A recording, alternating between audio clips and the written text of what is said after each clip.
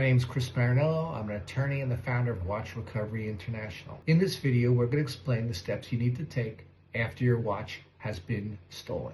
First and foremost, you need to notify the police no matter where you are in the world, even if you think the police aren't going to do anything to help you. You have to have that report, because when the watch appears for sale or service someday, the possessor's going to say, how do we know that the watch was really stolen? Also, try to get the serial number and model number listed on the report itself. That's not always possible, but some officers will allow you to contact them and add it at a later date. If you were insured, you need to file an insurance claim in accordance with the terms of your policy. Next, we suggest you notify the manufacturer. AP, Richard Mille, Patek, Rolex, they all maintain internal stolen watch databases. They will want to see a copy of the report and a copy of your certificate. And one day, when the watch appears for service, they will notify you that the watch has appeared, and you then need to take the next appropriate steps.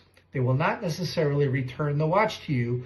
More on that in a later video. Lastly, consider offering a reward. You will see from our website that we have several clients that issue rewards for information leading to the recovery of their stolen watches. We would be happy to do that for you.